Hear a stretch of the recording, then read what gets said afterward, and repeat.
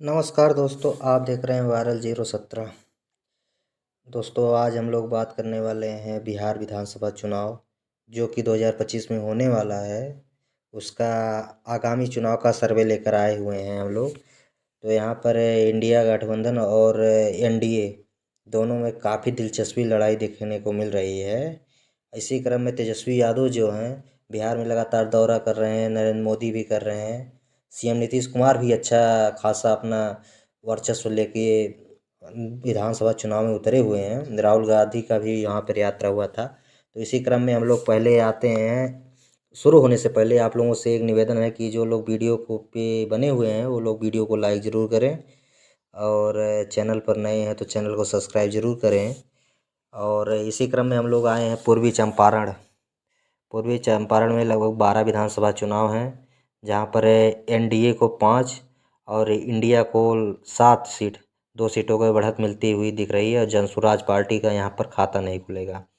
और रोहतास में 7 विधानसभा सीट है, जिसमें से एनडीए 3 और इंडिया गठबंधन के खाते में 4 सीटें जाने का अनुमान है।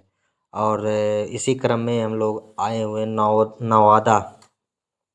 नवादा में 5 विधानसभा सीट है। यहाँ पर एनडीए को बढ़त मिल रही है 3 सीटों का, और इंडिया गठबंधन को 2 सीट। और वहीं मुंगेर में 3 विधानसभा सीट में से एनडीए को 2 और इंडिया गठबंधन को 1। जबकि यहाँ पर भी जनसुराज पार्टी का कोई भी खाता खुलने वाला नहीं दिख रहा है। हालांकि प्रशांत किशोर अच्छा खासा मेहनत कर रहे हैं भाई, लोगों के बीच में जा रहे हैं, लेकिन कोई बहुत ज़्यादा दिलचस्पी लोग दिखा नहीं रहे हैं। शायद सोशल मीडिया पर ही इनका ज़्यादा विज्ञापन चल रहा है, और लोग सोशल मीडिया पर ही ज़्यादा चाह रहे हैं। बाकी ज़मीनी हकीकत पे तो भाई कुछ दिखाई दे नहीं रहा है। इसी क्रम में हम लोग आगे आए मधुपुरा, जो यहाँ पर 4 विधानसभा सीट जुड़ी हुई है यहाँ से। यहाँ पर इंडिया और एनडीए में कांटे की टक्कर दिखाई दे रही है। यहाँ के चारों विधानसभा सीट में 2 इंडिया का और 2 एनडीए का। और वहीं भागलपुर के 7 विधानसभा सीट पर 2 एनडीए और 5 इंडिया गठबंधन के खाते में जाती हुई दिख रही है। टोटल यहाँ पर 17 सीट एनडीए के खाते में, इंडिया के खाते में 21 विधानसभा सीटें जा रही हैं। जनसुराज पार्टी का यहाँ पर भी नहीं खाता खुला। और इसी क्रम में हम लोग आए हैं कैमूर विधानसभा, मतलब कैमूर में 4 विधानसभा सीटें आती हैं, जिसमें से 2 एनडीए के खाते में और 2 इंडिया गठबंधन के खाते में जाती हुई दिख रही है। और वहीं बक्सर के 4 विधानसभा सीट में से एनडीए के खाते में 2 और इंडिया के खाते में 2 जाती हुई दिख रही है। और इसी क्रम में हम लोग नालंदा काफ़ी जाना पहचाना आप लोगों को लग रहा होगा। यहाँ पे 7 विधानसभा सीट है। यहाँ पर एनडीए गठबंधन को शुरू से ही अच्छा खासा बढ़त मिलता है।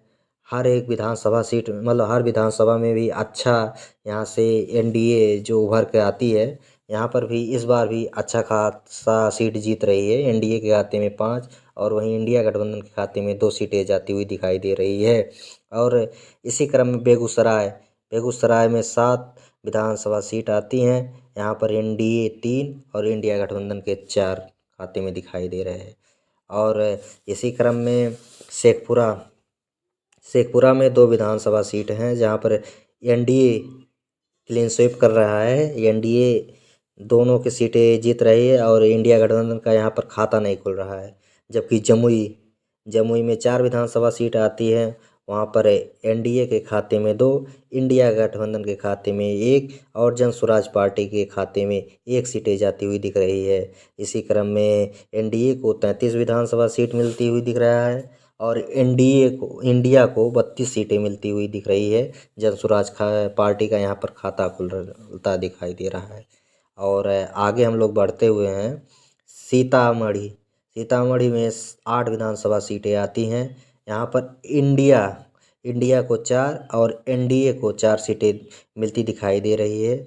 और अररिया सीट से, मतलब 6 सीट विधानसभा की आती हैं। यहाँ पर एनडीए को 2 और इंडिया गठबंधन को 3 सीटें मिलती दिखाई दे रही है और जन स्वराज पार्टी को 1 सीटें मिलती हुई दिखाई दे रही है। और टोटल विधानसभा सीट एनडीए के खाते में 39, इंडिया गठबंधन के खाते में 39, जन स्वराज पार्टी के खाते में 2 सीटें जा रही हैं। आप लोग ये सब देख रहे हैं तो यहाँ पर देख रहे हैं कितने कांटे की लड़ाई दिख रही है, कभी पल्ला इधर भारी कभी उधर भारी। और इसी क्रम में हम लोग आए हैं सारण, जो लालू प्रसाद यादव का गढ़ माना जाता था। वहाँ पर एनडीए के खाते में 4 और इंडिया गठबंधन के खाते में 6 विधानसभा सीटें जाने का अनुमान है। वहीं मधुबनी के 10 विधानसभा सीट में एनडीए के 3 इंडिया गठबंधन के साथ जाती हुई दिख रही है। एनडीए यहाँ पर 46 सीटें और इंडिया गठबंधन के खाते में 52 सीटें जाती हुई दिख रही है। जन स्वराज पार्टी के यहाँ पर खाता नहीं खुल रहा है। आगे हम लोग बढ़ते हैं गया में एनडीए को 5 और इंडिया गठबंधन के खाते में 5 विधानसभा सीटें जाती हुई दिख रही है। लखीमसराय से 2 विधानसभा सीट है, यहाँ पर एनडीए को 2 और इंडिया गठबंधन को 0 सीटें जाती हुई दिख रही है। और इसी क्रम में हम लोग आए हैं खगड़िया विधानसभा में 3 सीटें आती हैं। यहाँ पर एनडीए को 1 और जन स्वराज पार्टी को 1 सीटें मिलती हुई दिख रही है। सुपौल में 5 विधानसभा सीट आती हैं, एनडीए को 2, इंडिया गठबंधन के खाते में 3 विधानसभा सीटें जाती हुई दिख रही है। और इस क्रम में टोटल एनडीए के खाते में 56, इंडिया गठबंधन के खाते में 61 सीटें जाने का अनुमान है। इसी क्रम में हम लोग आए हैं मुजफ्फरनगर से 11 विधानसभा सीट हैं जो टोटल। यहाँ पर एनडीए के खाते में 5, इंडिया गठबंधन के खाते में 6 और जन स्वराज पार्टी का यहाँ पर भी खाता नहीं खुलता दिख रहा है। इसी क्रम में सहरसा से 4 विधानसभा सीट हैं, जहाँ पर एनडीए को 2, इंडिया गठबंधन को 2 जाती हुई दिख रही है। और इसी क्रम में हम लोग आए हैं भोजपुर में 7 विधानसभा सीट हैं, एनडीए के खाते में 2, इंडिया गठबंधन के खाते में 5 सीटें जाने का अनुमान है। वहीं जहानाबाद के 3 विधानसभा सीट में एनडीए के खाते में 1 और इंडिया का खाते में 2 विधानसभा सीट जाने का अनुमान है। और इसी क्रम में हम लोग आए हैं बिहार की राजधानी पटना में 14 विधानसभा सीट है, जहाँ पर एनडीए के खाते में 6 और इंडिया गठबंधन के खाते में 8 सीटें जाने का अनुमान है। और अरवल में 4 विधानसभा सीट हैं, जहाँ पर एनडीए को 1, इंडिया गठबंधन को 3 सीट जाने का अनुमान है। और टोटल सीट एनडीए के खाते में 73 और इंडिया गठबंधन के खाते में 87 सीट जाने का अनुमान है। और वहीं जन स्वराज पार्टी के खाते में 3। और आगे बढ़ते हुए समस्तीपुर के 10 विधानसभा सीट में, जहाँ पर एनडीए को 4 सीट और इंडिया गठबंधन को 6 सीट मिलने का अनुमान है। वहीं बांका के 5 विधानसभा सीट में से एनडीए को 2 और इंडिया गठबंधन के खाते में 3 सीट जाने का अनुमान है। और इसी क्रम में हम लोग आगे बढ़ते हुए सिवान में 4 विधानसभाएँ आती हैं, जिसमें इंडिया और एनडीए दोनों को 2-2 सीट मिलने का अनुमान है। वहीं दरभंगा के 10 विधानसभा सीट में से एनडीए के खाते में 4, इंडिया गठबंधन के खाते में 6 और टोटल एनडीए को 85 सीटें और इंडिया गठबंधन को 104 सीटें मिलने का अनुमान है। और इसी क्रम में हम लोग आगे बढ़ते हैं वैशाली में 8 विधानसभा सीट आती हैं, जिसमें एनडीए के खाते में 4 और इंडिया गठबंधन के खाते में 4 सीटें जाने का अनुमान है। वहीं कटिहार के 7 विधानसभा सीट में से एनडीए को 4, इंडिया को 3 सीटें मिलने का अनुमान है। इसी क्रम में पूर्णिया में जो एक लोकसभा है, वहाँ से 7 विधानसभा सीट हैं, वहाँ पर एनडीए के खाते में 2, इंडिया गठबंधन के खाते में 4 और जन स्वराज पार्टी के खाते में 1 सीट जाने का अनुमान है।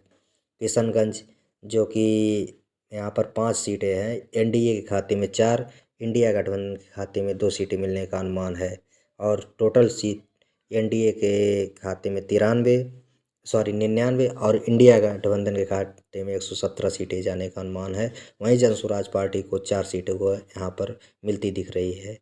इसी क्रम में हम लोग आए हैं पश्चिमी चंपारण में 9 विधानसभा सीट हैं, जहाँ पर एनडीए के खाते में 2, इंडिया गठबंधन के खाते में 7, जन स्वराज पार्टी का खाता नहीं खुल रहा है। और गोपालगंज के 6 विधानसभा सीट में एनडीए को 4, इंडिया गठबंधन को 2 सीटें मिलने का अनुमान है। आगे बढ़ते हुए हम लोग आए हैं पश्चिमी चंपारण के 12 विधानसभा सीट है। यहाँ पर एनडीए को 5, इंडिया को 7, जन स्वराज पार्टी को यहाँ पर भी खाता खुलता हुए नहीं दिखाई दे रहा है। और नालंदा के 9 विधानसभा सीट में से एनडीए को 4, इंडिया गठबंधन को 2 और जन स्वराज पार्टी को यहाँ पर काफ़ी बढ़त मिलती हुई दिखाई दे रही है 3 सीटों पर। और इस प्रकार टोटल विधानसभा सीट एनडीए के खाते में 108, इंडिया के खाते में 129, जन स्वराज पार्टी के खाते में 6। यहाँ पर तो तेजस्वी यादव लगभग सीएम बनना तय है। बाकी अगर कहीं उलटफेर होता है भाई, 1 सीट 2 सीट का हो सकता है, वरना यही ओपिनियन पोल लगभग सत्य भी हो सकता है। बाकी आपको जानकारी कैसी लगी? अगर अच्छी लगी हो तो वीडियो को लाइक, और चैनल पर नए हैं तो चैनल को सब्सक्राइब जरूर करें। मिलते हैं अगले वीडियो में, तब तक के लिए बहुत बहुत धन्यवाद। जय